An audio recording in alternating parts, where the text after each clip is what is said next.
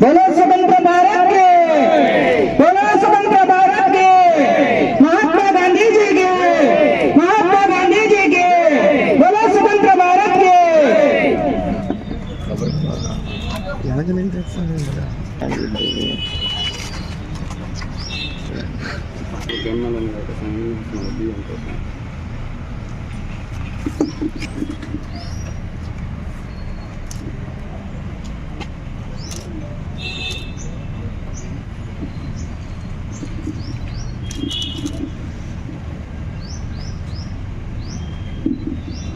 తదుపరి కొబ్బరికాయ కొట్టవలసిందిగా కూర్చున్నాం.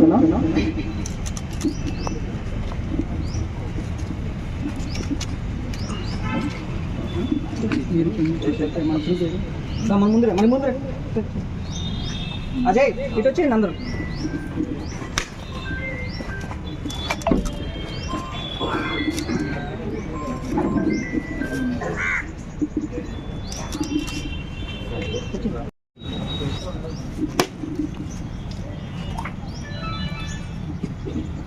చిన్న విషయం గమనించాలి అందరూ కూడా. పతాక ఆవిష్కరణ జరిగిన తర్వాత ఎవరు కూడా చప్పట్లు కొట్టకూడదు, ఓన్లీ సెల్యూట్ మాత్రమే కొట్టాలి. సెల్యూట్ చేసినప్పుడు ఎవరు చప్పట్లు కొట్టద్దు. పతాక ఆవిష్కరణ చేసినామంటే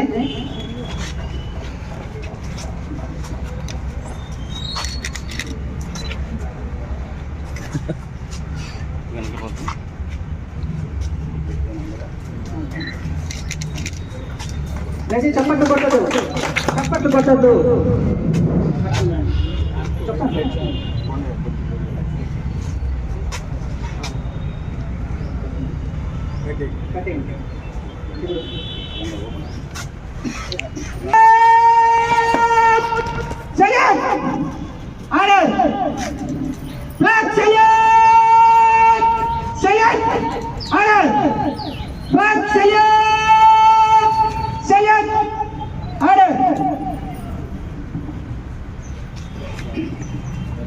వందే మాతరం, వందే మాతరం, సుజలాం సుఫలాం మలయజసీరే మాతరం, సుప్రజోత్స్నా పులకితీ సుహాసినీ సుమధురవాసినీ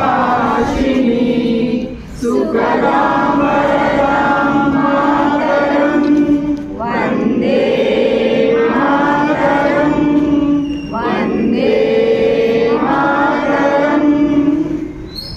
ధన్యవాదాలు. అదేవిధంగా ఏదైతే ఎందరో మహానుభావులు అందరికీ వందనాలు.